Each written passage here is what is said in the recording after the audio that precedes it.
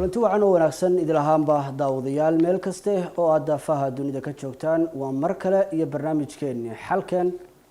oo toddobaadkan ka duwan barnaamijyadii hore oo aad naga badateen toddobaadkan waxa aynu diiradda saari doonaa dhibaatooyinka ay leeyihiin ama laga dhaxli karo mustaqbalka isticmaalka qaldan social media ama waxa afka Soomaaliga lagu dhaahdo baraha bulshada waayadii dambe si weyn ayaa loo dhaliilaya isticmaalka baraha bulshada gaar ahaan TikTok, YouTube iyo Facebook. Dhalinyarada barnaamijka nagala qayb qaadanaysa waa dhalinyaro u badan kuwa iyagu isticmaala social media ama baraha bulshada dhinaca internetka iyo kuwa aan isticmaalin oo markaasi aragtidooda iyo qaabka qaldan loo isticmaalayo iyo faa'iidooyinka uu leeyahay intaba ay la wadaagi doona. Barnaamijkeena toddobaadkan dooda ah wuxuu noqon doonaa mid garbasimana oo macnaha qof kaste oo halkan fadhiya afkaartiisa iyo waxa uu ka aaminsan yahay su'aasha la weydiiyo oo markaasi bulshada la wadaagayo intaas kadibna dadka kale ee la fadhiya iyaguna ay noqon doonaan kuwa ku aragka ama ka aragti duwan labadaba aad iyo aad baan mar kale iyo mar saddexaad bay idinka mahad celinaa sida aad barnaamijkan nooga sharafteen noona aqbasheen waqtigeena qaaligaadna siiseen mar labaad mar saddexaad baan idinka mahad celinaa soo dhawaada barnaamijkeena toos iskaga gudbi doona su'aalaha marka qofku la weydiiyo ama ay soo dhaxdhigo qofkii jawaab haya gacantu taagaya aragti wixii isaga la ah ayuu markaasi ka jawaabaya dhibaatooyinka social media laga dhaxli karo waa kuwa qof kasta uu garan karo haddii burbur bulsho noqoto haddii burbur dhaqan noqoto iyo haddii burbur diimeed noqoto intaba marka iyada ma doonayno inaynu ku sii taxadirno oo wax way ku sii fogaano oo waqtiga naga lumiso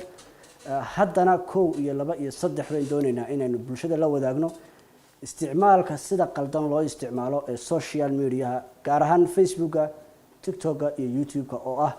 aalado laga leeyahay wadamo shisheeye oo kala duwan ugu horeyn idinka ay soo dhaxdhigo maxay tahay waxa laga dhaxli karo burburka iyo dhibaatooyinka laga dhalan kara hadii isticmaalka sida qaldan loo sii joogso magacaaga ku bilow su'aashan aragto بسم الله الرحمن الرحيم magacaygu waa Iqraa Cayn su'aasha aad na soo dhaxdhigtay waxaan dhihi karaa ama aniga aragtideeda ila noqon kartaa xaqiiqatan social media ama baraha bulshada waqtigan hadda joogno waxa badatay dhibaatadiisa ama effectiga uu leeyahay dabcan waxa la dhihi karaa faa'iido iyo khasaaraba waa leeyahay laakiin marka aan fiirino Soomaaliya khaasatan Muqdisho aan hadda joogno waxa badatay dhibaatadiisi hadii aan aragtidayda cabiro dhibaatadaas waxa kamid ah number 1 waxa ah in qofka uu u geysto caafimaadka dhanka caafimaadka uu ka asiibo marka aan caafimaadka leeyahayna waxa soo hosgalaya in qofka maadaama uu socialka isticmaalayo in ay hurdo la'aan ay ku dhacdo in maskaxdiisa ay dabcan xanuun uu ku dhaco maadaama dabcan uu yahay qof waqti badan ku dhuminaya internetka in xataa habka uu qofku u fikirayo yara daciifto waa dhihi karaa taas waxa kale to aan dhihi karaa inay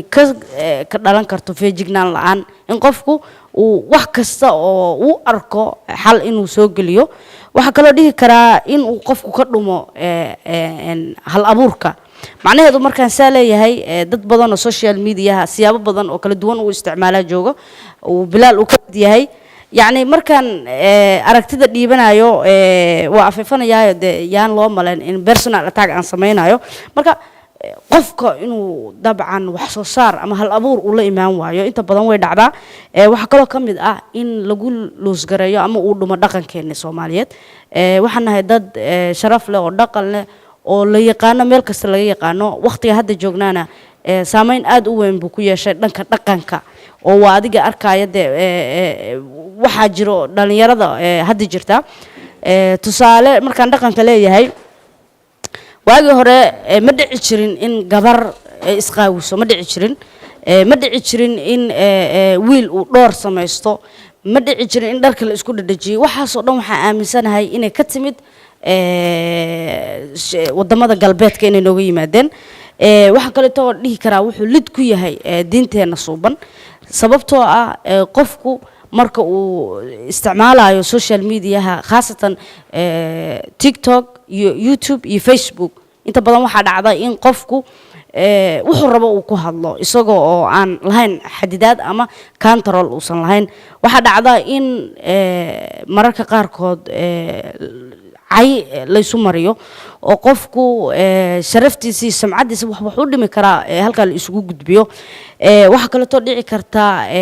in waqtiga uu lumiyo waxaan ognahay waxa kaliya uu qofku haysto oo hanti u ah inay tahay waqtiga marka ana soo koobayo waqtigana waxaan dhihi karaa wuu lumiyay waxa kale oo aan dhihi karaa waa nagu saameeyay hadaan nahay ummadda Soomaaliyeed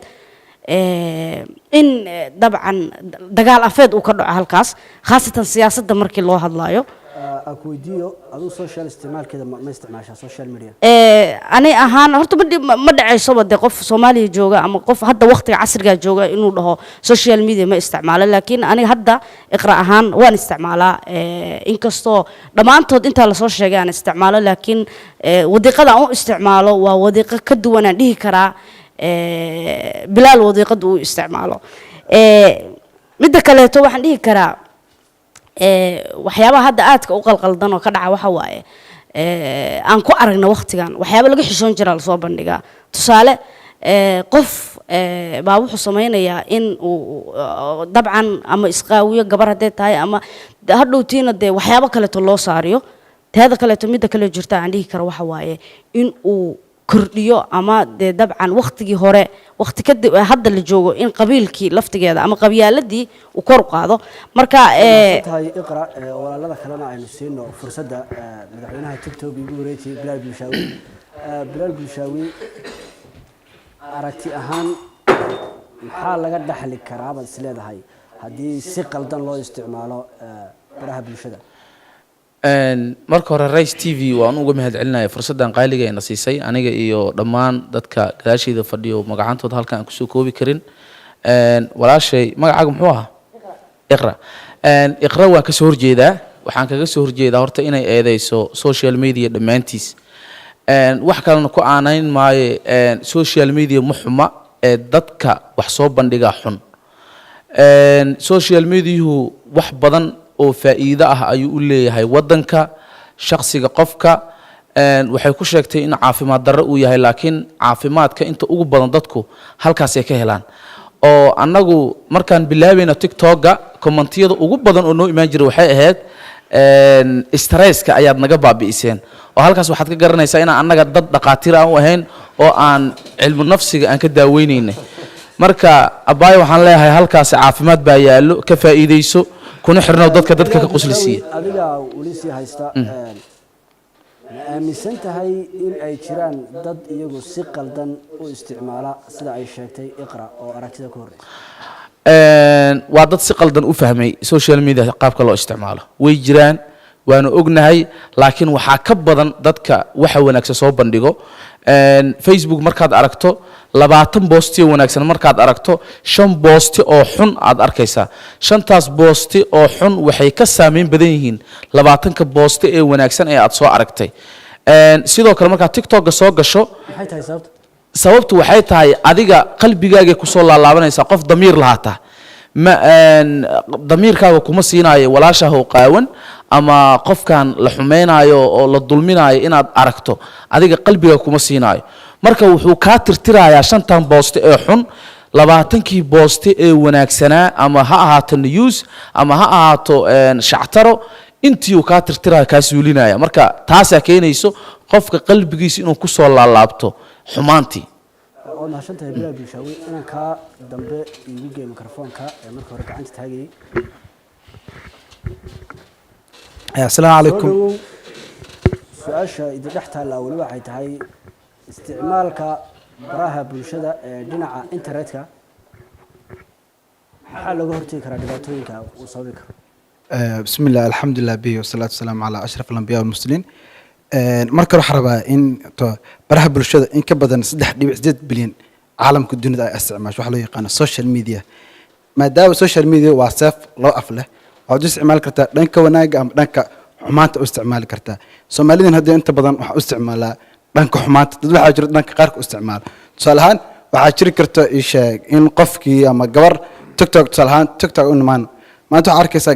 gabar ka diras waxay soo bandhigaysaa meesha u qurux badanta jirkeeda soo bandhigaysaa taas waxay noqotay in qof kasta maanta arko ama gabar walaashiisa inuu dhibaato ku sameeyo tusaale ahaan social media wuxuu haddaan nahay dowladdeena ma jirto maanta dowlad xakameynta social media odhayas maanta xakameyn u sameynaynaa wadiiqadan qofka u isticmaalayo social media ama tusaale tiktok ama facebook ha ahaato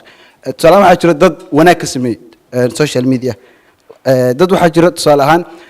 isticmaal inay khayraad wax ka sameeyaan tusaale ahaan bilal bulshaabi intii runtii waxaan sameynayay aantii caawiyay ii sheeg dadka abaarsan dadka godo oo kale dadka qaar way sameyn karaan waxyaabo fara badan kale waan waxaa qabaa ii sheeg social media dadka qaar wuxuu isticmaala dhanka wanaag dhanka qaarkan u isticmaalaan mahadsan tahay mikrofoonka inanka igu geey laba qof oo dambeyn fursad siin doonaa mawduuceena markaa toos ku geli doonaa haddii allah u doono soo dhow أول waxaan u mahad celinayaa Ras TV iyo dhammaan dadka aragtidooda wanaagsan dhiibanaya aan waxaan aaminsanahay aragti ka duwan midka walaalkay Bilaal anigoo soo dhaweynaya aragtidiisa saliimka ah qofba angle buu wax ka arkaa nolosha social media in la isticmaalo oo bulsho badan isticmaasho wax jiro laakiin waxay ku kala duwan yihiin sida loo isticmaalo dad fiican way isticmaalaan dad xun way isticmaalaan laakiin su'aasha taagana waxay tahay yaa ku badan isticmaalkiisa ma dadka xumaa ku badan mase dadka yani dhanka xun ku isticmaalo way iska caddahay waxaa ku badan dadka u isticmaala wadada qaldan waxaana ku yar dadka u isticmaala wadada saxan taas waa inoo sababeyn doono labo saameynta aad ugu xun ee ka dhalata waxaa ka mid ah dhaqankii oo guuray diintii oo la saameeyey xilliga anaga wax baranaynay ma aanan arki jirin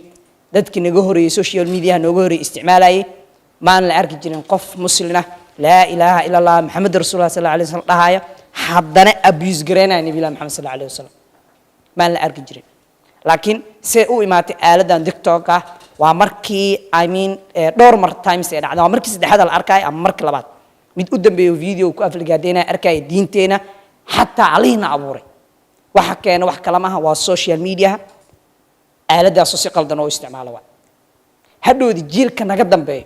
waxa soo dhalan doono dad aan cilmiga iyo way aragnimada aanan hayn ee u arka qofkaas hadalkiisa hadal saxanaya ku raaco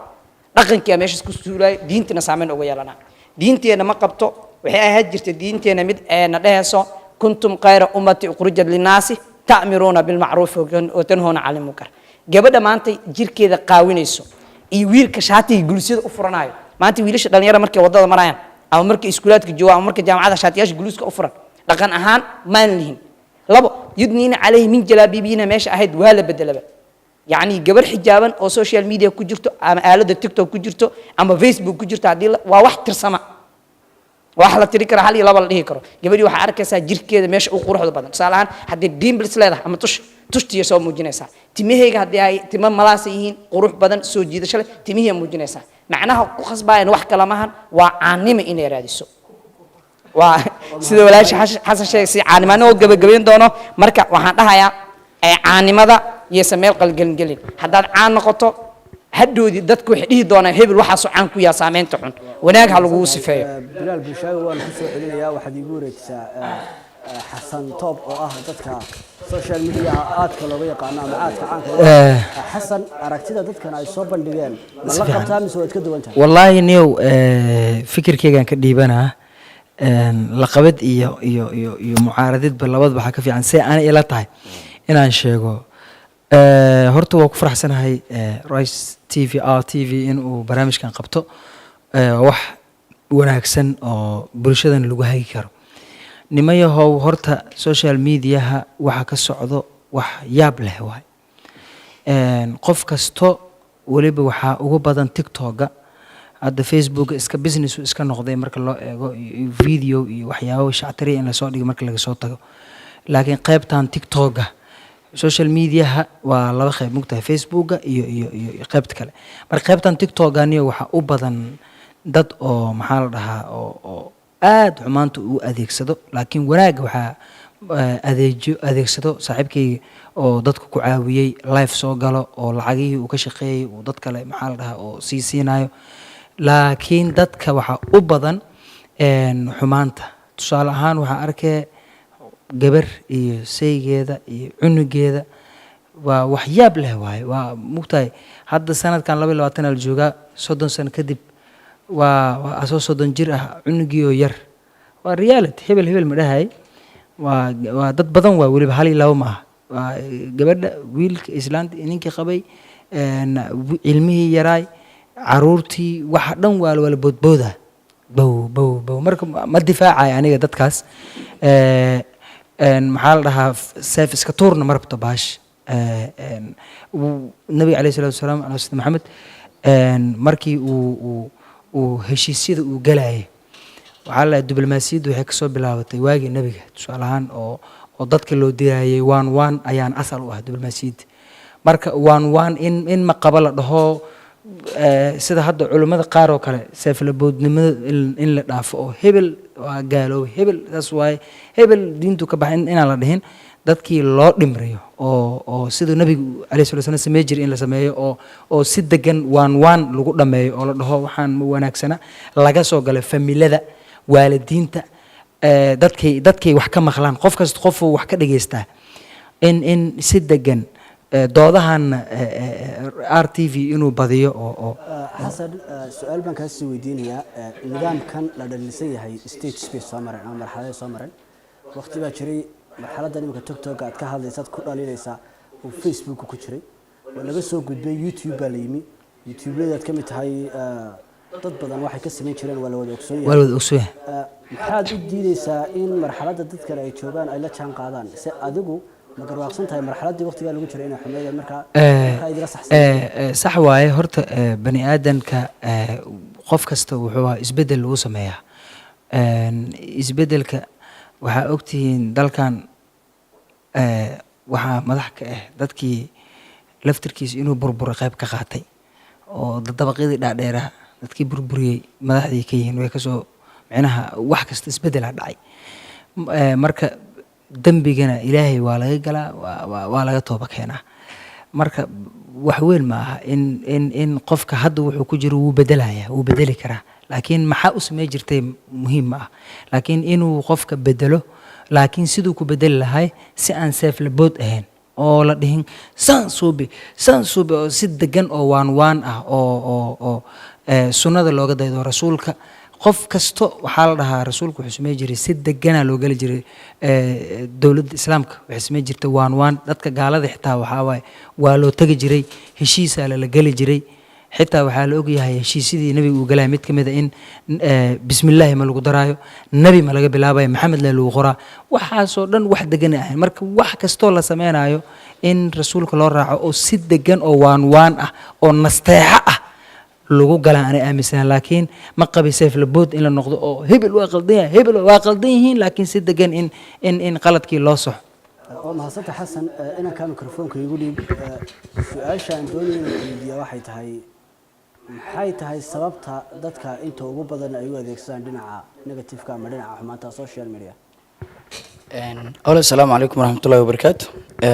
marka koowaad waxaan u mahad celinayaa Race TV oo barnaamijkaani tangible-ka ama markaasi la taaban karo u qabatay dadkan maanta halkan iskugu imaaday. xaqiiqatan hadee bulshadu mar walba waxay leedahay haldoorada bulshada ay leedahay waa kuwa ay markaasi ku dayan doonaan. su-aashaad weydiisay haddii aan usii gudagalo magacaygu waa Rabiil Aadan Maxamed. haddaan usii gudagalo horta mid aan ogaano dhaqaniyan diiniyan qarni walba oo la joogo dadku waa labo. ilaahay subxaanahu qaadira qur-aankiisa wuxuu ku leeyahay hal ataaka cala al-insaani xiinu min ad-dahri lam yakun shay'an madkuura innaa khalaqna al-insaana haye imaa ka wuxuu noqon doonaa faajiran wa imaa kafuuran. meela socotaa qofka bini aadanka markuu bini aadan yahay laba midkood unbuu noqonaya ama qof wadada fiican oo lagu talagalay ama procedure-ka saxda mara ama mid ka leexda. for example oo kaleeto haddaan hadda idiin sheego social media waxaa jirtay waqti uusan jirin ay keliya jirtay kaamiro oo keliya waa waagii dowladdii dhexe ama dowladdii kacaanka. xilligaasi iskoolaadka waxaa lagu dhiganayay gabdhaha iyagoo surweel iyo markaasi dabakaab qaba ayay caado dhiganayeen. qofka xijaabka qaba marka la arko waxay ahaan jirtay wax dhif iyo naadira waa ataxad baa la dhihi jiray. wala socota wiilashu tinta weydiisan jireen hadda waa geesaha la xirtaa waa run laakiin maxay markaas waa la sii dayn jiray saasaa fashion ahayd marka qarni walba oo la joogo xaqiiqatan waxaa ah in markaas processkiisii hawshiisii dhibaatada iyo fidnadu ay socoto wax weyn taas ma taa haddii aan ka gudbo aan hore usii gudbo social media waa caalam kale adduunka waxaa jiray caalam soo maahan caalam labaad baa adduunka kusoo biiray waa maxay waa social media qofka marka banaanka markuu joogay wuxuu ahaa unba wuxuu la tegi doonaa social media banaanka marka dadka markay joogaan mid baa Moryana mid baa tuuga mid baa wuxuu yahay wax loo yaqaan aflagaadadiisa ay taraba tahay hadhow markuu social media qofkaas intaas unba la tegi ogowse waxa ugu weyn ama dhibaatada ugu weyn dhaqaniin ee wax walba burburinaysa xaqiiqatan waa dad aan social media markaas department ka ahayn for example qof hadduu xumaan maanta soo dhigo ilbiriqsiyo gudaheed waxaa arkaysaa kumanaan falow soo helaya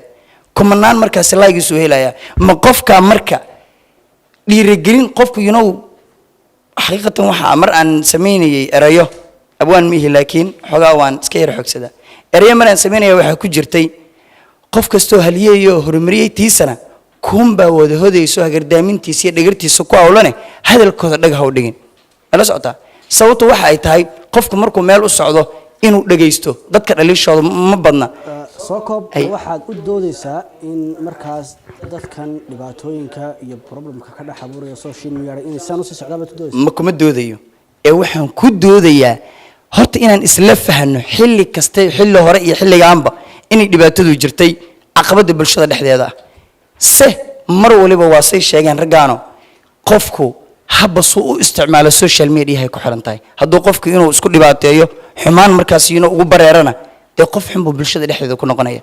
marka way jirtaa problemkaas laakiin problemkaas loo xaliyo waxaan leeyahay dadkeeda ha loo diro Soomaalida maxay tiraahdaa dameerley dad xeer ma Sooma dadka social media madaxda ka jooga oo hadda qaybo kamid ah in la joogaan ha loo diro ha loo nasteexo cayda ha la daayo bulshada haddaana waad mahadsantahay mikrofoonka inaan ka dambe igu dhig maxay tahay sababta ay bulshadu ugu badatay isticmaalka dhinaca xun social media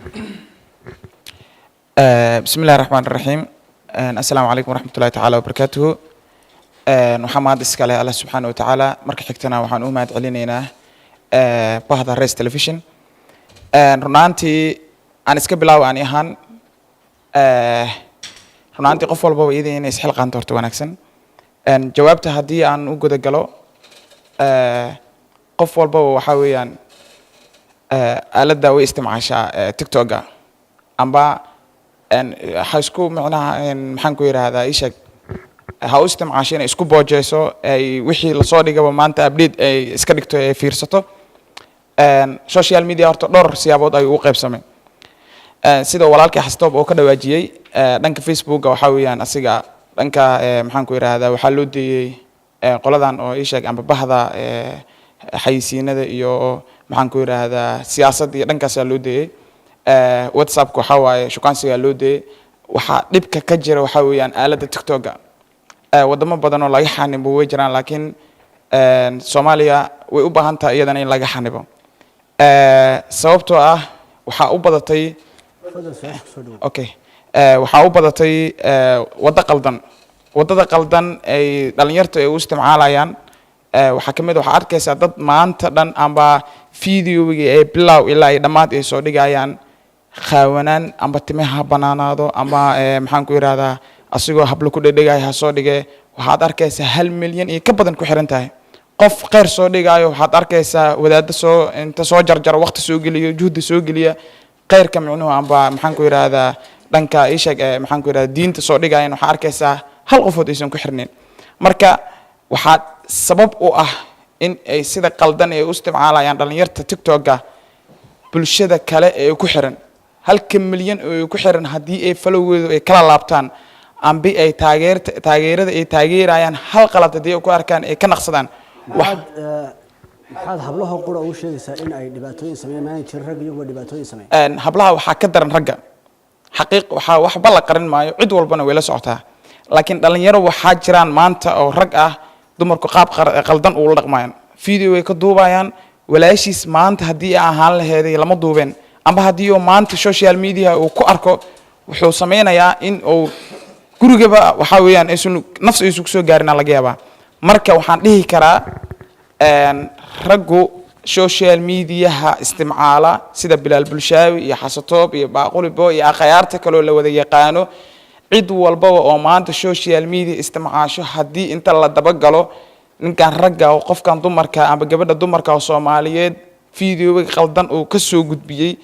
asigoo micnuhu mudankiisa la marsiinayo baraha bulshada la soo dhigayo xaqiiq lama arkeenin rag kale oo dumarku xadgud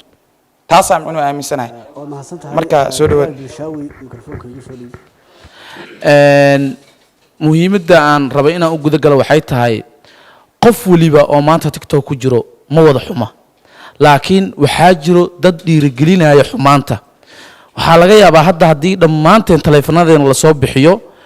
ama 2 ama 3 ama 4 ama 10 annaga naga mid ah waa laga helayaa ayagoo dhiirigeliyeen laagta saareen waliba follow u ah dadka xumaanta sameeyo marka microphone kaliya inaan ka dhihin xumaan baa la sameeyaa dad baa xun laakiin annaga laftirkeena aan ku suulina gacanteena wixii xun ee la sheegay Bilaal maxaad u maleynaysaa marka in dadku ay u bateen dhinacii negative-ka ama dhinacii xumaanta inay social ka isticmaalaan adigu waxa tahay madaxweynaha TikTok baad isku cumaamaday oo lagu isku magacawday dhibaatada ugu badanna waxay ka dhacdaa TikTok-ga ma aaminsan tahay inaad mas'uuliyad qayb ka tahay horta aniga mas'uuliyadda cid ii dhiibto ma jirto laakiin waa wax aniga aan samaystay waana waxaan iska arkay dadkuna iga arkeen haddaan la iga arki lahaynna mar raba la iga dejisan lahaa la igu qabsan lahaa hadday noqoto TikTok-ga saa hore kugu sheegay dadka wax soo dhiga xumaantu ma badna laakiin waxaa badan dadka faafiyo haddaan miisaal ku siiyo waxaa laga yaabaa in wiil dhalinyaro ah 18 jir ah ama 20 jir ah uu arko gabar TikTok-ga wax fool xun faafinayso asiga kaligiis kuma adkaysanayo ama intuu degsado ama wuxuu sameynayaa intuu la gareysto buu wuxuu sii tusayaa qofka saaxiibkiis ah oo intuu u shargaray leeyahay atuutidan bal ila arag horta qaladaadkaas wuu jiraa oo faafinta ka badan soo dhigista haddaan la faafi lahayn oo gabadhan la dhiirigelin lahayn maanta inta looga cabsi qabo may gaarteen marka qaladaadka iyo faafitaanka waxyaabaha xunxun waxa keenaya waxay tahay dhiirigelinta mahadsan tahay hablaha fursad siinaya maadaama ragga intii ugu badani aad hablihii dhaliilaysaan inantan baan fursad siinayaa ma aaminsan tahay in dhaliishan raggu idin soo jeedinayaan ay idinka mas'uuliyad ka yihiin ama raggu ay mas'uul ka yihiin waa mahadsan tahay runtii anigu ma aaminsani dhaliisha raggu noo soo jeedinayaan in aan qaadano sababtoo ah dee dhibaatada waa lagu wada jiraa ragguna qayb bay ka yihiin marka ma ahan dumar kaliya in markaasi ay ayagu u badan yihiin dhanka dhibaatooyinka la sheegayo muhiimaduna waxay tahay marka hore social mediaha wanaag iyo xumaan intaba wuu leeyahay qofku siduu u adeegsanayo ayaa haboon in markaasi uu raaco waxa kaloo muhiim ah qofka social mediaha maanta xumaanta ku gudbinaya sida walaalaha iga horeeyay ay ka dhawaajiyeen waxaa jirta cid gadaal ka taagan ee markaasi ku dhiirigelinaysa ee like followga ku caawinaysa runtii aniga social mediaha han markaa ka hadlayo kale markaan isticmaalo waxaa jirta marar uu faa'iidooyin badan ii leeyahay oo masala diini oo kale haddii aan u baahdo aan ka helayo markaas oo wax badan ii faa'iideynayo laakiinse xumaanta lagu gudbinayo ayaa waxaasoo dhan daboolaysa marka dhibaatada ugu weyn ee maanta social mediaha naga haysata ama bulshadeena ka haysatana runtii waxa ay wax u dhimaysaa diinteena iyo dhaqankeena suuban maxay tahay sababta ay dumarku iyagoo muuqaalo awradooda ay muuqato ama bilaa xijaaba ama bilaa mara ay soo dhigayaan socialka maxaad u malaynaysaa sababta adigu sababta ugu weyn aniga waxay ila tahay kow waxaa meesha ka baxay xishoodkii qofku markii uu xishoonayo ee uu iimaan leeyahay u suurtogeli mayso in jidhkiisii oo qayb muuqato ama bannaan uu markaas baraha bulshada dadka kula wadaago waxaa kaloo runtii ayadana aan la dhayalsan karin oo iska cad in qofku uu caanimo ku doonayo caanimaduna sidaa ma ahan caanimo haddaad doonaysid dee maantay kumanaan baa caan ah laakiinse aan faa'iido haysan marka intaad caanimo ku dooni lahayd inaad jidhkaaga muujisid waxaa ka habboon adiga oo wanaag sameeya isla markaana ka fogaada waxyaabaha dhibaatada kuu keenaya dunidani waa iska yartahay wax yar baan joogaynaa middeena aakhira aan u naxno muhiimadda waa taa waad mahadsan tahay oo kugu soo laabanaya irintaa dambe mikrofoonka igu wareeji aragtidaada adiga ay kula muuqato inta ugu badan dhaliilahan dumarka la saaraya laleeyahay mas-uuliyaddii iyagaa dayacay iyagaa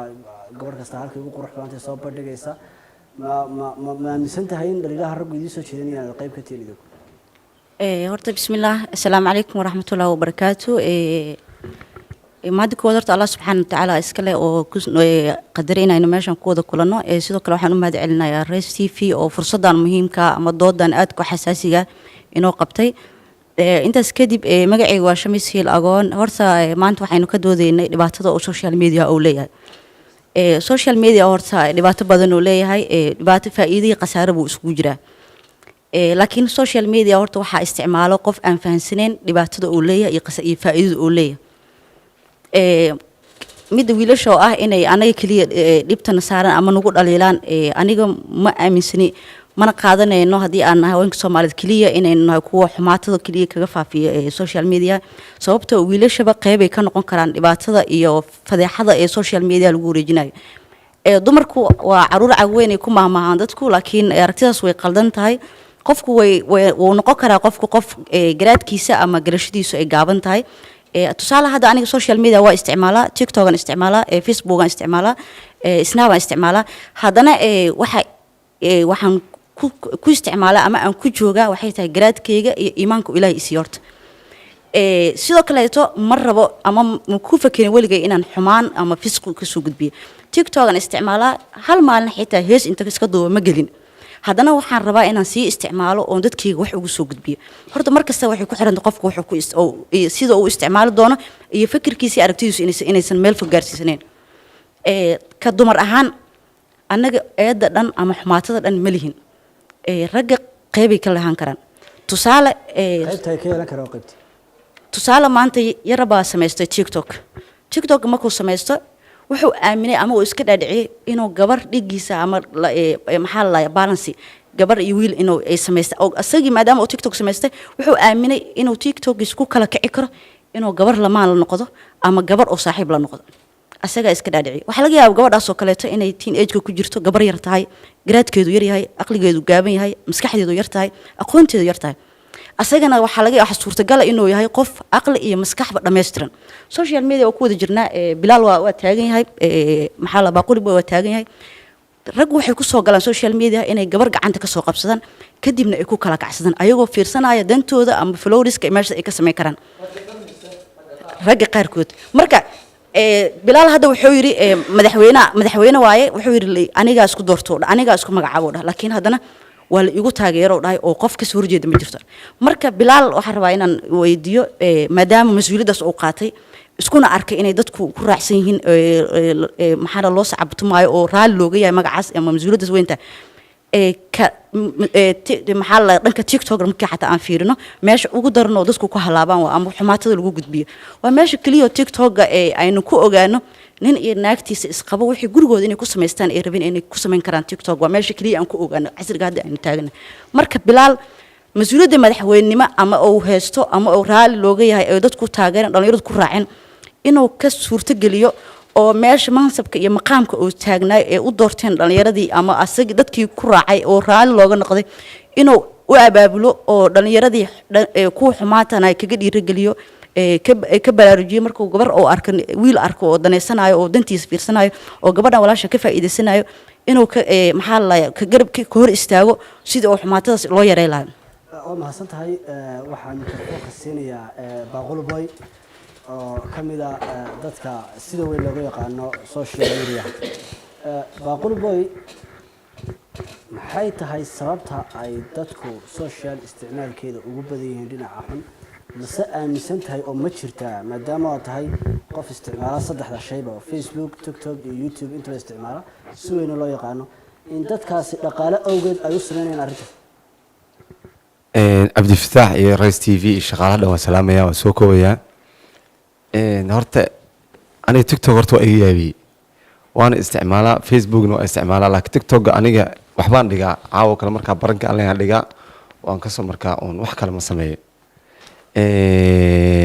dad wanaag u isticmaalo way jiraan oo dhanka wanaag kaga faa'iideystaa jiro hadda sida tusaale in geda la gaaro dad baa markaa bilaal ugu horeeyay waan ugu mahadcelinaa walaalay qaaliga niman dhalinyaro isxilqaamay oo ayagoo dhowr qofood halkaasi gaarsiiyeen anigana dad follow waan dhahay sida bilaal uu sheegahay wuxuu yidhi hadda waxaa macquul min abdilaas baaro in microphone geliya lagu yidhahdo waa laga fiicayaa fahat horta laakiin waa xaqiiq qof badda waa lagu wadi jiraa markaan ku dhahay waalidka kow ka yahay marmar qaar waxaas dhahay niyo dadkan shuruudaha tiktok lagu yimaado ma waalidka inuu horta gabla markuu waalidka gud u geeyo moosho oo tiktok furtaa is leedahay ma waalidka social media mala socda miyaa is leedahay waayo wiilkiisa hadda hal daqiiqo yar haddii laga jeexo waa soo ordaa dhibaatada oo gabadhiisa ama wiilkiisa uu ku dhigayo tiktokna waxaa macquul indhahoo ka daabanaa marka waalidkan waxaan is leeyahay qaarkood dad wanaagsan waxaa jiro waalidka ilmihii la diriray ka celiyaa aa jirto ana hadda waxaa dhacday ma jecla inaan sheeko waxaa ka dhacday xaafadeeda gabar yar oo dariskeyga marka tiktok ee markaa furatay ardayda ee jaamacada ahayd laakiin haddii baasha albaqra laga bilaabo bes waay moogtahay waxay ka bilawday albaqray ka bilawday war yaa ilaahay yaqaanaan ku yidhi marka waa yaabay waalidkii marka waa isku fiicannahay xaafaddaa la wada deganaa moogtahay odaygaan u tegay waxaan ku idhi war gabadha saas xaaladeeda marka hor qabtaa waan tusiyey horta odayga hadduu istaag ka dhicin oo aanay god isugu aadin nasiibaan leeyahaybo alxamdulilah adiguna wuu ka ceshtay muhiimadda marka waxay tahay qofka xumaatoo soo dhigaa waa lagu dhiirigelinaa marka almuhiim waa lagu dhiirigelin like badan ku helaa follow ku helaa qofka wuxuu leeyahay alele fiidiyogan ku kala kacay biri ku darba mid kale ku dar inta badan dumarka jalbaabay kusoo galaan gabsaala lagu xijiyaa geesaa lagaa tusaa wixii o dhan aa qaabana arkay ma fahantay marka wixii waxaa waaye step by step ay ka dhigaan ma fahantay at least waxaas leeyahay dumarkaan ugu daran ragga mas-uuliyad qayb ma ka leeyihin arrintaas marka kow ay ka leeyihin sida gabadhaasoo kale aan ku dhacsanahay kow gabadh waa la soo wadaa waxaa macquul inay ka xishoonayso waxaa leeyahay magacaad fudeed ku samayn kartaa leeyahay sida tiktok iyo youtube-kana waxaa magac aad loogu samayn karaa tiktok-ga waa dhibaatada waxa keenaya hadda waxaa macquula qofka 300 kun follow ciyo inuu ku gaaraa macquula 50 kun subscribe ma gaari karo habartiis ma ku dhacdo inuu gaaro wax walba daas ku keen ma gaari karo marka fudeedka tiktok-na way keenay marka insha Allah doolayra waana qabaa dadki in la gaaro qof walba haddaad ku ogtahay xaafadaada oo waalidkiis aad taqaanid gaarsii markaa waa ku soo noqonaya xasan toob inaan kaa ugu dambeeyo dhowr jeer farta taagay inaan kaa ugu dambeeyo weli awlan assalaamu calaykum waraxmatullahi wabarakaatu oo mahad celinaya marka hore Race TV kaftanaan ku bilaabayaa horta madaxweynaha tiktok sida uu noo sheegay asagoo wuxuu sheegtay inuu madaxweynaha tiktok yahay dadku caleema saareen sida aan aragnana tiktok waxyaabo badan ka dhaco ma sameysay madaxweyne kaligiis shaqay karaa ma jire wasaarado la xaliyo arrintaasoo dad uga hooseeyo si xalka loo helo oo ilaa nin kaligiis ma shaqay kari horta ma sameysay aan leeyahay arrinta waa lagu kala duwan yahay tiktok qofna wax wanaag uu soo geliyaa qofna wax muu soo geliyaa si lamida dadka aan caanka ahayn ama teleefanada taajka isticmaalo way kala duwan yihiin tusaale ahaan hadda aniga dhalinyarahanahay aaladaha meeshaas ka muuqdo waxaan isticmaalo waxa kamid ah Facebook iyo WhatsApp kaliya TikTokna ma isticmaalo Snapchat iyo ma isticmaalo kii caqabadaha soo kordhaa waxa ay tahay marka qofku damiir uu leeyahay waxa laga yaabaa haddii uu fiirsanahay in waxyaaba indhihiisa uu roonay la soo kulma TikTok wixii la soo qaada Facebook la keena sida aan aragnayba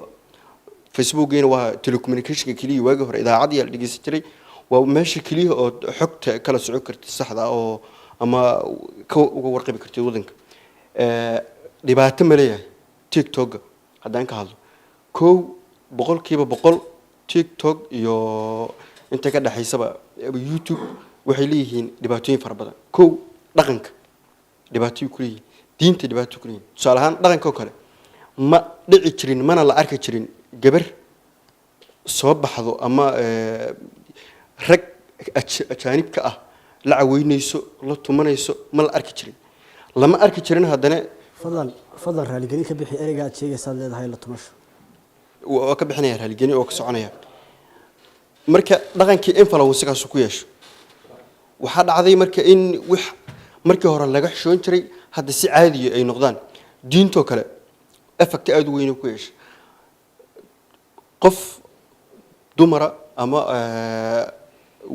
hooyo ah oo la qabo ma aysan dhici jirin inay baxdo iska wareegto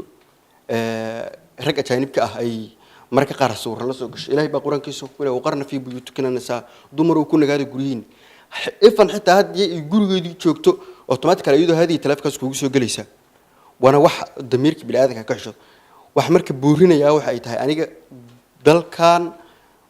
hay'adihiisa dawliga weekly iskiin waa iska tabar daran yihiin waxaan haddii dawlad fiican aan leenahay oo awood leh xal baa laga gaari oo la xakameyn lahay waxa u dhisan tan dhaqanka asluubta waxa ay kaliya xil saarantaa waxa ay tahay in ay wixii dhaqanka iyo diinta xadgudubka ka shaqeyso laakiin already mar waliba markii wixii ay noqdeen wax loo arkaba dawladda marka qaar in dhaqaale ay soo gelinayaan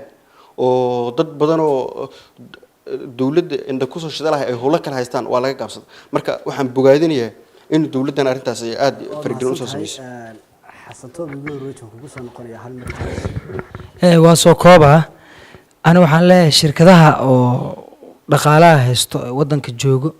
maadaama fidnada ay aad ugu sii badanayso oo social media ay ugu badan tahay xoogeeda TikTok ay ugu badan tahay so TikTok isla markii uu macnaha sidoo ninka walaalkii sheegay waaye maadaama expert uu yahay konton kun qofka habartiisa ku dhacday inuu ciyaw ku gaaro laakiin TikTok markuu soo dhigo wuu faafaa marka waxaan leeyahay shirkadaha oo ganacsiyada ah maadaama millions ay faa'iidaan injineero iyo dad khubro ah dawladda dhaqaale ma haysato laakiin waxaan dhihi karaa in hay-adaha wasaaradda telecommunicationka inay ka caawiyaan oo maxaa la dhahaa injineeri iyo waxaas in barnaamijkan dhan laga blog gareeyo oo TikTok ah sababtoo ah haddii laga blog gareeyo Soomaaliya nafisaa la helaa qofka marka YouTube hadduu aado marka waa la is arkaad maba faafayo mugtahay YouTube hadduu hore soo dhigtaa subscribe-ka la gaareen sidoo saaxiibka sheegay marka in hay-adaha dawliga gaar ahaan hay-adda telecommunicationka in laga caawiyo ay ganacsatada waliba ka caawiyaan ganacsato millions haystaa jirto oo wadanka joogo kaliya dawladda ha sameeysa leemaha sheeko oo baacnimo lama rabo mugtahay marka dhaqaalahaas inay shirkadahaas dawladda u marto ama deyn xitaa inay uga qaadato oo applicationada qaar sida hadda looga blog gareeyay oo kale applicationo hebel ma dhahay applicationada qaar ay shirkadaha ay u blog gareeyaan hadda hormuud kale application qaar ma geli kartid marka sida saas loo blog gareeyay maadaama fidnada ay sii zaa'idayso in wax marka idin leeyahay ganacsatada wax sameey karto waa hadda fiiri shirkadaha qaar tag waxyaabaha qaar ma daawo kartid maxaa sababa marka waxaa sababay waxaba dhaqaale haystaan injineer haystaan marka ayaga applicationada qaar blog garee kara ayadoo dawladda loo maray danta shirkadda waxay ku jirtaa TikTok-ga oo dadka Muqdisho jooga ama dadka Soomaaliya jooga inta ugu badan waxaa la daawadaa TikTok si ay dhaqaale fara badan ay u sameeyaanna oo internetkooda loo isticmaalo waxa ay ku qasban yihiin inay faraha ka qaadaan application-kaas marka bilaalow maxay sidee loo yareyn karaa mar hadda aadna sheegatay inay madaxweynaha tahay dadkuna inta ugu badan waxay dhalinayaan waa TikTok adda TikTok bad u doodaysaa sidee loo xakameyn karaa dhibaatooyinkan iyo waxa weeye fusuqan iyo waqtigan xaaladdan uu taagan yahay TikTok ee dadku isticmaalaan mashaayikhdu mar walba way wacdiyaan laakiin wacdigooda in yara wax ka qaadato meelaha qaladaadka uu ka yimaadana waxay tahay dadka waxay u soo hormarayaan naarta sida ay wacdiga u wadaan waxay yiraahdaan naar baad galaysaa ayagoona jannadii u sheegin qofkii marka isla markii wuxuu sameeyaa uu isaga baxaa marka wacdigii dhamaaba naar hadiiba la sheego wuxuu leeyahay hooba naar galaasi tiimboy toosad u sii galaysaa marka sida loo xakameyn karaa waxay tahay in si degan wax loogu sheego annaga mar walba wax u sheegnaa waa u dejinaa waxaan dhahnaa sidaani sharafku ma aha biri waxaan saameynay ka reebayaan waa iska jooji qaarkood annaga hadda waanadeena qaato xataa wadaado noqdo waa la arkay asxaabta kale fursad siinana culimadii oo dhan in la isugu tagaan leeyahay TikTok nin walba culimo ee TikTok inuu soo galo hadda hal sheekha joogo culimadii laftirkooda ka jaakiroosa macnaha sidoo walaalkii sheegay waayo culimadii laftirkooda macnaha waxay ku sameynayeen cunsuriyad wacdigii naarta inaan laga bilaabin oo cunsuriyadna aan lagu sameynin tiktok ciyaal tiktok jooga aan la dhihin tiktokii culimmada ay soo wada galaan kulli ay soo wada galaan sida uu sheekhi Nairobi isku arkeen sheekh Kenyawi waa joogaa sheekh kasto inuu imaado oo meeshii imaado oo alisay aan laga bilaabin naarta in kow fa in macal usri yusran in laga bilaabo si tartiib ah dadka haddaan mid hadda idin fahansiiyo mashaa'ikhda loogu dhegeysiga badan hadda tiktok waxaa ugu badan sheekh xuseen cali jabuuti iyo sheekh mustafa labadooda cid aan ahayn qof kale oo dhegeysata arki maysid waxaa un soo saddexeeyo oo marmarkoo la daadaawadaa oo views badan helo waa sheekh umal oo marmarkoo inta lasoo habeeyo lasoo geliyo ayaguna waxay dadka ku kasbadeen si deganay wax ugu sheegaan cod macaanay wax ugu sheegaan haddana waxay uga bilaabaan wanaagii diinta ay lahayd waxay haddana tusiyaan jannadii macaanideeda kadib waxay u sheegaan inay naarta ka xun tahay meeshaan loo socdo qofka markaas waa xisaabtamaya laakiin haddaa qofkii tiraahdo naar baad gelaysaa waa dhimanaysaa saa u socotay naartaad dalaq leedahay janno ma jirto isla waa isaga baxa marka meesha marka si dadka si degan wax loo fahansiiyo ha looga bilaabo neecawda iyo naruurada aada u mahadsantihiin xaqiiqatan doodii waxay noqotay dhaliil iyo in las dhaliilay in la isdifaaco xaqiiqatan markaan doodaynana si akadeemiga inaan u doodnaa fiican si maadaama anaga waxaan matalaynaa bulshadii oo dhan waa maadaama de rest ma wada imaan karto soomaalidii oo dhan marka waxaan xoojinayaa dooda kolley way sii socon doontaa aan akadeemi ka dhigno rag badanaa meesha joogo inkastoo dee hadda aan ku yarnahay annaga waxa la wixii xunba Soomaalidu waxay dhahdaa xaawa iska wixii gabdhihii baa la saaray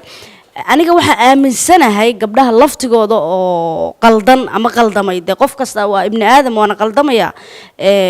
in qaladkaas ay sabab u ahaayeen ragga maadaama aniga markaan ahay gabar dhalinyaro ah socialka isticmaala rababa inaan hadda caan noqdo aan dhaho wiilka u imaado tiktok isticmaalaya sidee caan ku noqdaa hadduu iiga bilaabayo qayb ka mid a xubnahaaga ama jirkaaga qayb ka mid a soo bandhig sababtoo ah markastoo dadku ay ku hadal hayaan waa markastoo aad magacaaga uu xasuusinayo dadka inta badan marka waxaan dhihi karaa waa la wada xun yahay dad khaasa ma xuma midda kaleeto caanimada laftigeeda dadka meel qaldan ay ka gashay inta badan waxaa dhacda in qofku markuu rabo inuu caan noqdo kaba soo qaad wuxuu wacdigu soo bandhigaya qofka ama wax waana ama dhiirigelin uu soo bandhigaya dad badan oo dhiirigeliyaala jiro oo aan tiktok mararka qaarkood aan isticmaalin waxaa laga yaabaa viewska ay helaan inay yihiin wax kooban wax ay soo bandhigeen waa wax aad u muhiimsan marka waxaan dhihi karaa laba midba tiktok way ku khasbaysaa dadka inuu u wada bataan rag iyo dumarba number 1 waa caanimo number 2 waxaa lagu sheegay dhaqaale Soomaalida ama dadkeena dabcan waa la is wada yaqaanaa wadanka waxaa ka jira shaqo la'aan baahsanaa jirto marka qofkii dhalinyarta ahaa markuu wax barto oo la dhaho dee shaqo ma helaysid wuxuu ku khasbanaanayaa wax kasta oo uu lacag ku heli karo ama uu dhaqaale ku samayn karo inuu sameeyo marka intaas ku soo koobaya waa mahadsan tahay inaan kaa igu dhiib mikrofoonka kaa dambeeya maasha allah horta waa soo dhaweynayaa walaalay aragtidooda laakiin hal qodob aan diidanahay oo ah dumarka kaliya in eeda la saaro gabadha markay soo baxayso mostly gabdhaha ma shaqeeyaan waxay rabtaa inay video soo samaysato beerta banaadir soo aado lacagta bajaajka ay ku soo raacaysan raga soo tuuray haddaysan bajaaj raacas heli lahayn lacagtas meeg abay ku soo marsanaysa ay heli lahayn video ma aysan duubi lahayn xaafadeeda iska jiifi lahayd ninka usoo duwaay ha noqdo nin social media ku jiro ama midaan ku jirin حتى مركز سوشيال ميديا لسوق جلاس حبيب قبله أكسونيا هاي سافلايو وواحد جرو عامل له أكسونيا قبل مركز سوشيال ميديا بلاوي سو جروب على لسه جروب كمان نقول جروب كالعكت اللي باي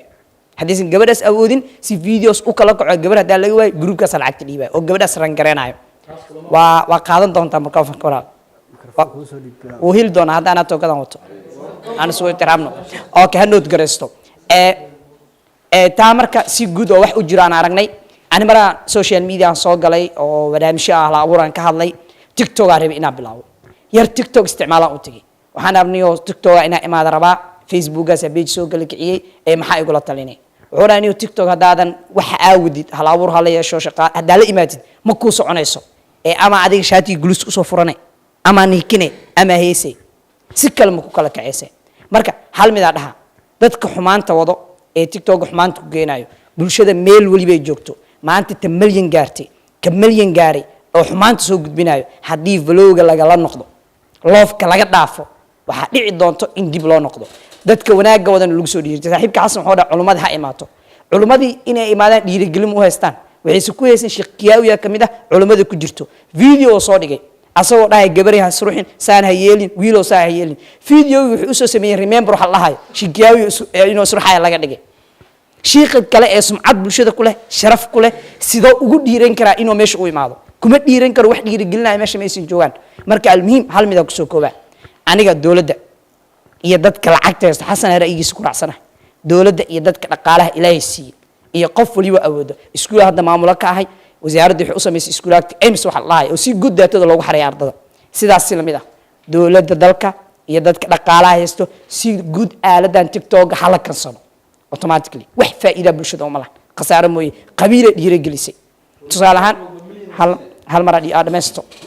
dhamaysto walaal tusaale ahaan meeshan ka tusaale waxay tahay wiil hadda dhow aroosay ee aad u taageera ee catosh dhaayeen hami fiican leh ilaahay qaraasi reerkiisa Allah u barakeeyo isla martii cusurinimo lagu sameeyay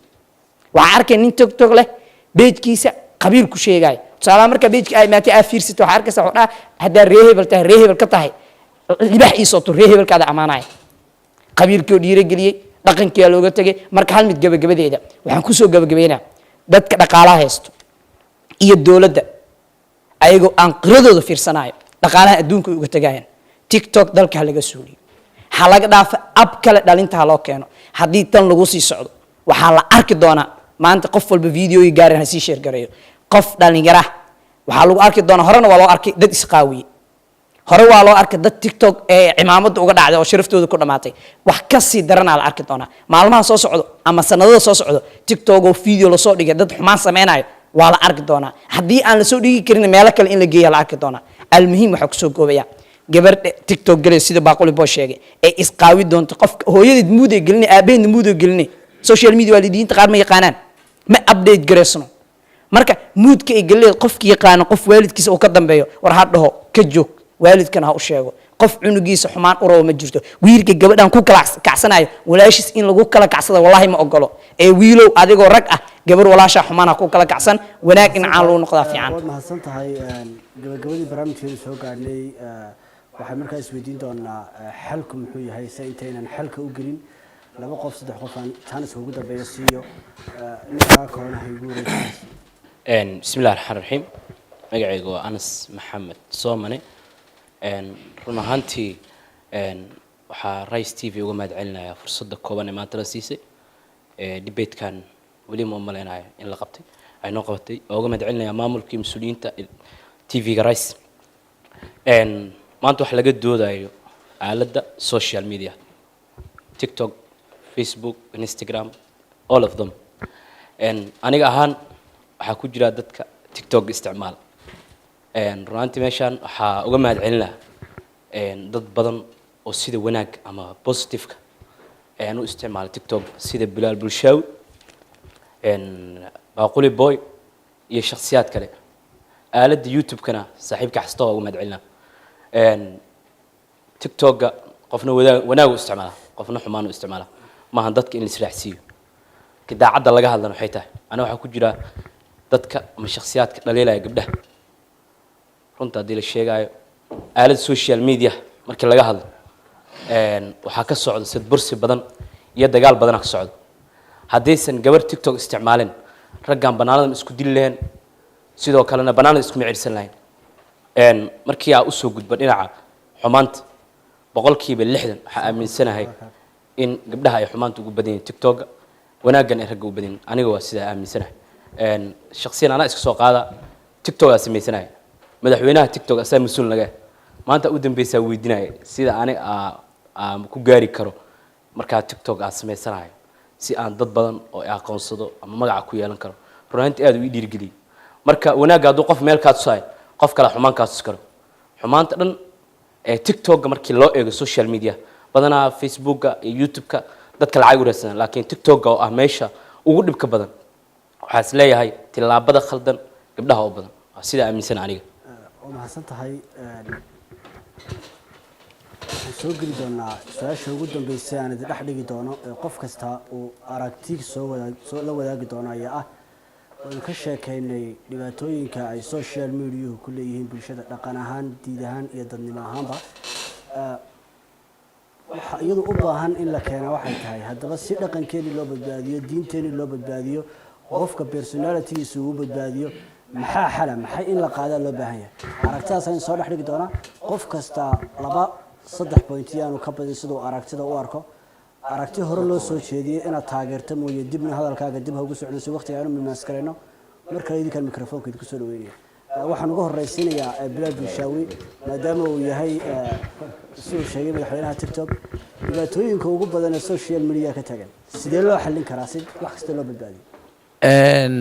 xalka dhow ee lagu xallin karo wax kale ma aha meesha kaliya ee dala saar waxay taa waa gabdhaha waxaan codsanayaa inta wanaagsan ee gabdhaha in la sii kaalmeeyo oo la sii share gareeyo muuqaaladooda lana dhiirigeliyo gabar walba oo wanaag soo bandhigayso in la dhiirigeliyo oo dadka la gaarsiiyo si ay ugu soo biiraan gabdho kale wanaagsan markaasna waxaa suuli doona kuwa xumaanta lagu xamanaayo ee looga baqaayo inay dadkii sii xumeeyaan marka taasaa looga badbaadi karaa xalkuna waa intaa oo mahadsan tahay inantaa dambe igu wareeji qof kasta rayigiisa uu soo koobi doonaa 2 point ama 3 point uu arko inuu xal yahay buu soo sheegi doonaa aan isku dul qaadano waqtina aan siino maxaa xalad u malaynaysaa horta run ahaantii aadan ku mahadcelinayaa mar kale Rays TV xalka horta wuxuu ku jiraa dadka dhan u dhaxeeya xalka oo qof walba oo gacantiisa ku jira sida ila tahay qolyaha shirkadaha oo baraha bulshada run ahaantii waxay leeyihiin maxaa la shaqaalo oo lagu magacaabo attention engineers waxaa loogu talagalay in ay dadka ama maskaxda iyo qofka ay la wareegaan ay adaptation la sameeyaan oo qofkan macnaha inay qabadsiiyaan barihii bulshada ay lahaayeen shirkadahaas marka horta waxaan isweydiinayaa su'aasha ah maxay maadaama qolyahaas oo baraha bulshada iska leh maadaama ay u sameysteen shaqaale la dhaho attention engineers maxay dadkayga Soomaaliyeed ama dadka ganacsatada ama dadka oo lacag shirkadaha waaweynka ay u soo saari laayihiin dad u tababaran qof walba xumaan ku jiro ee baraha bulshada ee soo gudbiyo si uusan qof kale u sii saameyn ama qof kale xumaatadiisa uusan uga sii dayn in hawada looga saaro dadkaas oo kale horta maxaa loo soo saari lahaa taasna waxay noqon kartaa xalka looga hortagi karo sidoo kaleeto waalidka qayb weyn ka qaadan karaan inay xal ka sameeyaan baraha bulshada sababtoo ah maanta cunugaada markaad adiga hooyata ama aabba tahay markaad cunugaada telefoon u gaday way ka dhigantaa inaad ku taageerayso inuu xumaan sameeyo sababtoo ah telku wuxuu noqday ama telefoonku wuxuu noqday waxa ugu fudud oo qofkan wax ku duubi karo ama fariin ku soo gudbi karo sida darteed marka waxay ka qayb qaadan dadka hooyooyinka ama waalidkeena way ka qayb qaadan karaan in baraha bulshada cunugooda oo xumaan soo gudbin sidoo kale waxa jirta markuu qofku xumaan sameynayo waa la taageeraa shacabka taageero dadka taageero qofkii wanaaga wadana waa laga soo horjeestaa marka sidoo kale bulshaduna qayb ay ka noqon kartaa inay taageeraan xumaatada marka meesha xumaatada laga taageeri lahay aniga waxaan qabaa in bulshada oo dhan ay isgacan qabsato oo xumaatada hal dhinac laga wada noqdo qof kasta oo maxaa la baraha bulshada lahana horta qofka iimaanka horta qofka celiyo qofka insaanka iimaanka celiyo iimaan hadoo dhamaadana wax horta suurtagalaya ama wax qurux badnaanaya ma jiro yarkaas aragtidiisa hal mar raba inaan dul istaago dumarka kaliya eeda ma lahan ragga qaarkood eeda ayagaa iska leh xumaatada gabdhaha ayagaa ku dhiirageliya ayagaa kaga faa'iidaysta danta iyo daruufta ay markaasoo kale ay u soo aaday marka ragga waa in aysan dumarka baahidooda ama maskax yaridooda ama garaad yaridooda iyo garaadkooda oo yar iyo da'dooda oo yar aysan kaga faa'iidaysan maanta anigoo kaleeto ma jirto cid igu qasbi karto yar ama rag ama hayiga weynaad ama hayiga yaraada ma jiro igu dhiirigeli karo inuu xumaato aan la duubo ama aan la sameeyo saasoo kale marka waxaa jirto gabar aan garaadkeeda ku filnayn marka taasoo kale waa inuusan ninka ragga garaad kale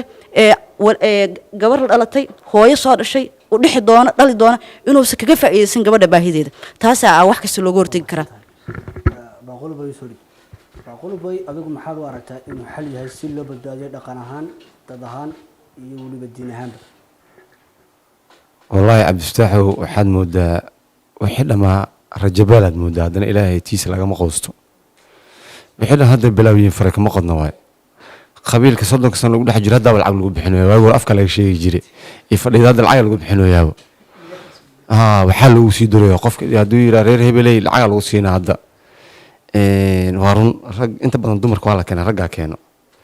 waxaan dhihi lahaa raggana markaa dumarkana raggana casta ha iska ilaaliyan hadduu leeyahaa waana run iyo rajabeel badana ii muuqdo wixii wax saxan ma jiraanbo kii kaloo gurigu fadhiya isticmaalina layga waxa siinaa tii ama wiilka xumaa ama gabadha xumeed oo layg siinaa wuxuu leeyahay macnaha hore usii socdaan kula socona uu leeyahay ma fahanti horta marka niyo si aan wax ku yaabanaanay xitaa markaa kulleyta waxaan leeyahay rajada ilaahay lagu qosan hadduu leeyahaa laakiin waxaa muhiim ah qofba qofku u dhow ha gaaro qofba qofku u dhow wallahi lagu weydiinaa deriskayga hadday tahay xun tahay ama deriskayga hadduu yahay xun yahay waalidka gaarsiiyey saasaan isleeyahay hadduu leeyahay insha allah hadduu leeyahay ugu dambeyn mikrofoonka guri maxaad u aragtaa inay xal u noqon karto si dhibaatooyinkan aan ka soo sheekeynay loo xakameeyo dadkuna ay noqdaan dad wadada saxda ah haysta horta social media caqabad ugu weyn horta waxaa ka taaganta dhanka tiktok maadaama tiktok ay noqday meesha keliya xumaanta lagu faafiyo wax kasta oo xumaana meesha keliya lasoo dhig ay tahay tiktok horta marka koobaad in la sameeyo wacyigelin laga sameeyo bulshada in bulshada laga wacyigeliyo culummada ay dadka wacyigelin xataa familkii inay qayb ka qaataan wacyigelin ku sameeyaan hadduu aabaha wacyigelin ama fariin u sheego gabadhiisa in aaladda tiktok u isticmaal aniga marka qaar waxaa la qabaa saaxiibka xasan toob in Soomaali laga mamnuuco aaladda tiktok maadaama aaladda tiktok ay baatay xumaanta maadaama baatay tan kale tiktok dad waxaa jira ii sheeg maanta aabaha gabadha hadduu maanta ka mamnuuco gabadhiisa tiktok hadduu arka aabaha maanta gabadhiisa oo tiktok gabadhiyo qaaban tiktok soo dhigaayo ama walaalkiisa ama xataa dad qof la dhalan oo arko maanta oo ka danqado oo dhawrniyo aalada xumaanta fara badan iska dhaaf tiktok waxa isticmaalaysa qofka dho waxaan waxa qaab marka wad wacyigelinta in la badsho hadiisan maanta wasaaradda diinta waqaafta kaliya waxa ka shaqeysaa markii la gaar ramadaan markii la gaar kaliya shaqeysaa bishii waa ramadaan laakiin inta ka horeyso aalada xumaanta maanta muqdisho lagu sameynayo ama gobolada dalka Soomaaliya lagu sameynayo jiilka maanta saameyn ku kala doontaa jiilka dambe oo dambana saameyn ku kala doontaa hadda BBC-da qoraal ay ka qortay TikTok waxaa la sheegay in qofka 13 sano wixii ka yar in laga mamnuucin soo furi karo aalada TikTok waxaan waxa qabaa in maadaama TikTok wacyigelinta in la basho aan maastiin ina ka mikrofoonka igu wareeji ina ka mikrofoonka igu soo wareeji halkaadu muxuu kula muuqdaa halka horta waa halka ilaahay allah halkeeno laakiin mid baan sheegayaa oo ah badana waan sheegay haday tana gabdhaha horta in si gooniya loo diirad saaro aniga ma qabo sababtoo ah gabar waliba oo caana halkan dooniya halkaad soo jeedinaysa inuu xal noqdo halkan soo jeedinaya waxa ay wax kala maahan in la sameeyo wacyigelin guud waxaa jira ururo badan oo ololeeya haweenka waxaa jira ururo badan oo dhanka waxbarashada oo ololeeya laakiin la hadda maanan arag urur wata magaca ururka wacyigelinta bulshada qaybteeda social media waxaan leeyahay marka aniga waxa ugu weyn qofka bini'aadanka markuu boost soo dhigo u fiirsad hal boost oo markii la soo geliyo qadka boqolaal baa caayaysa marka waxa jirta xigmad dhahaysa qof hadaa dad dhexdiis wax ugu sheegto wax umaadan sheegin maadan waanine waad ceebaysay laakiin meel gooni hadaad ugu sheegto waad u caqli celisay marka waxaan qabaa anigu urur hal la sameeyo wacyigelin dadkaas markaas u sameeya bulshadu hadii la wacyigeliyo waxaan leeyahay natiijo sax inay soo baxayso waa ka bax aad iyo aad mahadsan tahay Ustaad Aftaax Rays TV ba social media markii la yiraahdo labada dhanba waa u leeyahay xumaan iyo samaanba aniga runtii waa ku jira dadka baraha bulshada ku jira oo maarta isticmaalaan qayb ka ahay aniga waxa aaminsanahay in hadda waxyaabahan teknolojiyada hormartay oo jirta awgeed iyo inagiyo maartay burbur iyo waxyaabo kale ka soo kabanayna oo dad maartay dagaal iyo waxyaabo kale aafeeyeen aan ahayn taasaa keenaysa in dhanka xumaanta ahayd aan u badano marka waxaan aaminsanahay in aqoonta xal aad u aragto fadlan dad kale ku ag jooga chance-ka sugaya labada qodob saddexda qodob aad u aragtay inay xal u yihiin si arrintan looga hortago bulshada la wadaago xalka anigu waxaan u arkaa midda koowaad in wacyigelin la sameeyo oo dadka aqoonta leh ama dhanka wacyiga horta in la badiyo oo wacyigu uusan meesha ka marnaanin oo aan maaragtay dhanka xumaanta oo kaliya la taageerin sidoo kalena waxaan soo jeedin lahaa in qofku waxa uu taageerayo oo uu sameynayo uu ka fiirsado waxaan waa wax beri adduunyadan waa laga tagayaa way gaaban tahay qofku waxa uu faafinayo inuu garto oo uu maaragtay yareeyo xalka u arkaa oo wax macna leh qofku inuu dhiirigeliyaan kultan